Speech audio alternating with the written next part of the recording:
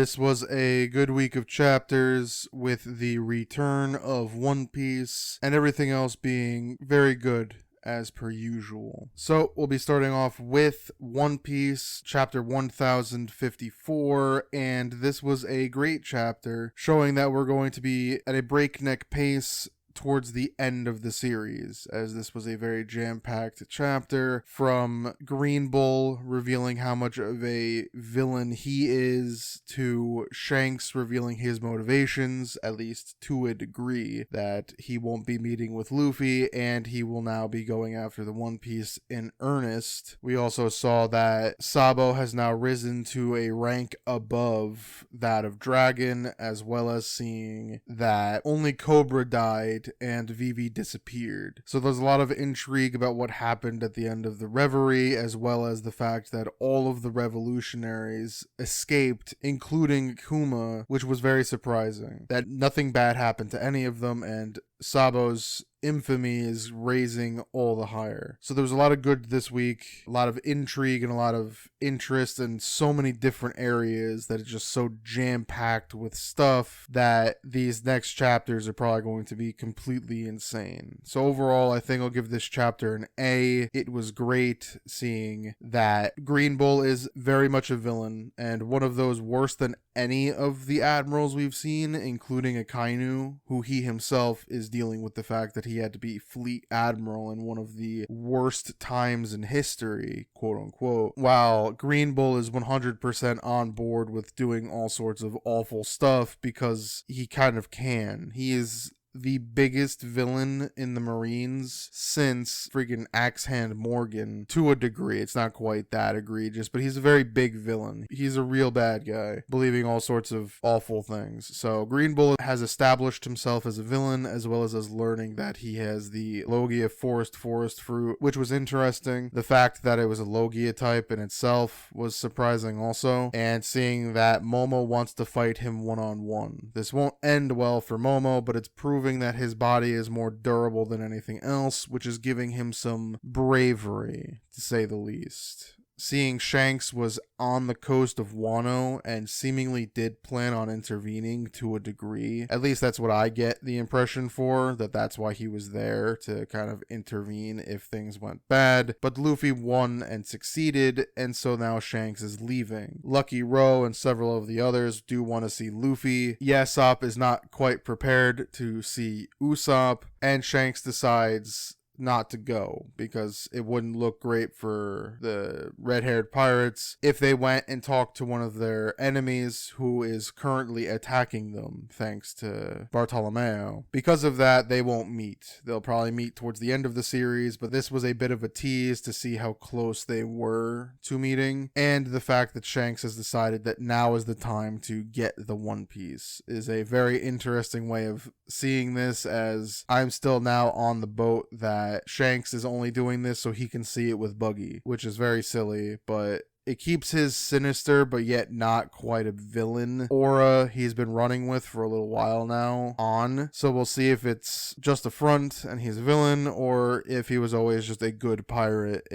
He works at his own pace. He has some master plan. The last big thing with the chapter was Sabo's ascension, which we saw through Akainu getting reports that there are so many revolutions going on at once now because of what Sabo has become. The icon that he is now being borderline worshipped as a god, and everyone is using his face to ignite rebellion. We see through at least some of the news clippings and what they tell in this chapter is that it's said that Sabo killed Cobra, Vivi's father, and that Vivi then disappeared. We also see that there's a murder charge with him. Either he killed someone or someone tried to kill him, and then the Doflamingo, I think, uncle was then implicated that he let the rebels escape. There's a lot of things going on with that, and they don't even really deal with it, as Akainu kind of brushed it off, saying it's up to the celestial dragons to deal with. It's out of their hands, so it doesn't matter, showing that he is very much also sick of them, but he also knows the rules. So there's a lot of intrigue and interest, as it seems as though Sabo's legend is getting blown completely out of proportion, and now they're even almost saying that Luffy's ascension is because of Sabo, So there's a lot of intrigue, a lot of interesting things going on, and some very fun events to come, as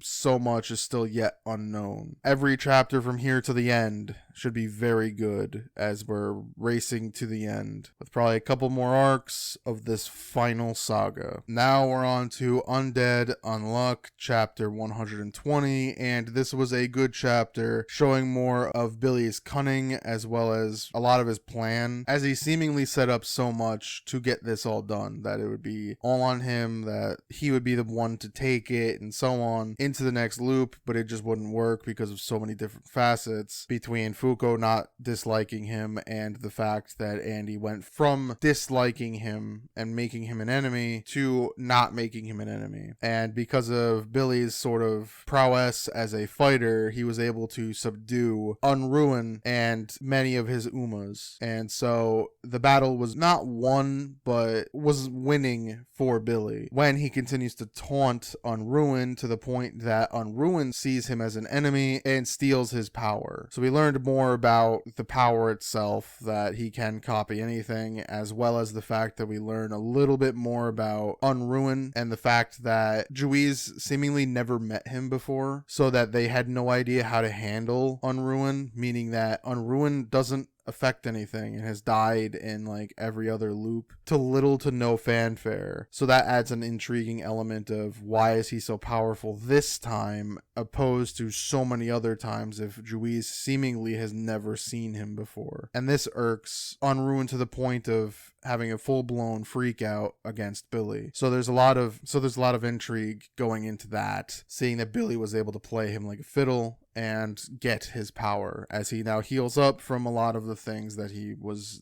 more or less dying from. So overall, I think I'll give this chapter a B. It was good seeing Billy continue to win the battle with Unruin, and even a little bit more about Unruin and what he could have potentially been in the other loops, though we can't confirm if that's true or not, or if Billy's just lying to him. There's some intrigue there to a degree, as well as the fact that the battle itself was fairly good, seeing Billy be able to use so many different abilities and stack them up. So we'll see how the next few chapters go, if they win, if Unruin has some sort of uber power up because he's so pissed, if Andy and Fuko make it to the round table in time. There's many different things that could happen here. So now we're on to Mashle, Magic and Muscles, chapter 117, and this was a good chapter showing more of the other two less defined children of Innocent Zero, as it was the halberd magic user and the pudding guy. We get to see more of them when we get to see that Dot more or less doesn't get along with Lance still, and they fight amongst themselves on whether or not they'll team up or not against this pudding gentleman. The pudding guy ends up coming up and making conversation with Dot, who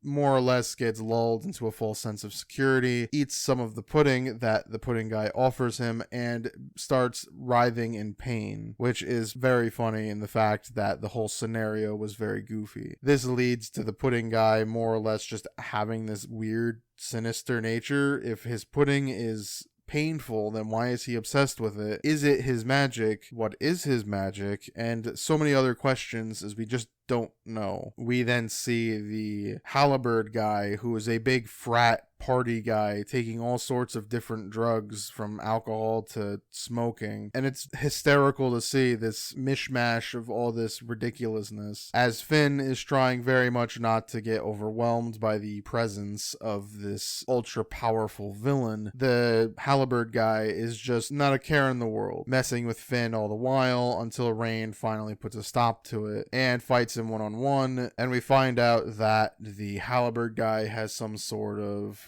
regeneration as well as his attacking spear magic, and Rain is seemingly going to have a bit of a uphill battle unless he finally uses Finn, who can heal him. We'll have to see though, as I doubt that that'll be resolved quickly and will be a bigger deal as the fight goes on. So overall, I think I'll give this chapter a B. It was good seeing the different approaches to the different fights, from most likely to serious ones maybe even 3, or I guess all of them, but they'll all have some level of goofiness to them, which will be very funny to see which one gets more and more goofy as they go, as well as which ones become more serious as it goes. So these battles are more unique and interesting as they go, and we'll see which ones are able to win in these very powerful battles, as well as we also see that Lemon and the assistant to Melodol can't turn the key as much as they try, and we see that some super-ish powerful escaped convict breaks through the wall and is now ready to fight them, as they're cowering in fear. So we'll see how well that whole situation ends up going. So now we're on to Sakamoto Days, chapter 8. And this was a good chapter as we see more of Shin's discoveries and attempts to learn more about the database. He continues to hang around the invisible suit guy and more or less hangs out with him until the invisible suit guy gives him a bit of a clue on what he should be doing to find the database. This leads him to Akira's class because the teacher is one of the longer tenured teachers, as that was the invisible guy's advice, is to find them and ask them about it. And so we see a bit of a clash as the person we assume is the teacher more or less gets beaten by Shin, only for Shin to discover that the woman who was holding the clipboard and assessing everyone's strengths and weaknesses was the actual teacher and was very much stronger than Shin in this moment. So there was something interesting about that, seeing that it was another misdirection, and it seems as though these older assassins are even more scary than the younger ones. She even mentions that there were 3 other young students she once had that asked about the database. I'm assuming it was Akira's aunt or mother, I don't quite remember, Sakamoto, and probably Nagumo, if I had to guess. So that was good to see, especially the reunion between Akira and Shin, and hopefully there are a couple more as they continue to hunt for this database, as more is being set up that villains are probably closing in on potentially finding it themselves. So overall, I think I'll give this chapter a B. It was good seeing Shin take kind of front and center and seeing what he's been up to this whole time, as well as Shin and Akira reconnecting, like getting a reunion in a manner of speaking, as he finally finds her, quote unquote, while she's at school and he's at school. So now Akira's back more or less in the thick of things, potentially. So it's very funny to see all of the different moving pieces in this particular arc. I wonder what story we'll see in the next chapter compared to this one, or is it going to continue on with Shin for a while until we bounce to another character? A lot of intriguing moving pieces, and I look forward to seeing what is the next bit of storytelling that's going to happen. So now we're on to Mission Yozakura Family, chapter 140, and this was a good chapter, showing more of the A-ranked spy that's friends with Futaba, the eldest sister, and seeing how their relationship both started and what made it so close as they battle through different little brothers of Momo. And so we find that the A-ranked spy was once just a normal girl, but her parents put weapons into her. This made her grow extremely cold until one day she fought Futaba, and Futaba more or less unlocked her emotions again, and she grew very attached. So it'll be fun to see how their relationship continues to grow from here as they continue to have their contest, which the A-ranked spy won through some levels of cheating and got her reward, which was to hug Futaba in a bear hug, and so on. Meanwhile, we got to see the eldest brother and the head of the spy association arrive at was seemingly a cafe to a whole host of the little brothers of Momo destroyed, and a couple of them displayed in a manner that suggested that they disliked the Yozakura family. So there's a lot of intrigue going on with now a mysterious new member of this here group trying to hunt down the bombs if they even know about them, but they're getting rid of anything that is Yozakura family related. Adds a bit of a wrinkle and something of a tension point, as now any of them could be in trouble, though the Yozakura family very rarely are in trouble. So overall, I think I'll give this chapter a B. It was good seeing another character developed, just like I think last week was the editor and chief of the Spy magazine got a bit of a background story that we got to hear about. So it's good that they're developing some of these other characters. I wonder if we're going to get more, or if this is about it, as they were the only ones there with any connection to an active Yozakura family member. The next few chapters should be interesting, as now they're down to 49 minutes before all the bombs explode. So we'll see if they pick up the pace, or if they continue to act as nonchalantly as they've all been at this point. So that was all of the major chapters. They were all very good, and with the return of One Piece, everything just seemed to shine a little bit brighter. I don't know why. Perhaps it's just having One Piece there makes it more exciting, but it felt like everything else was very much of higher quality. We'll see if it continues. Hopefully it does. I think these were all very good, with each one having a bit of a new battle and a new standstill for many of them. One Piece had 3 different bits of large news. Undead had Billy win, as well as taunting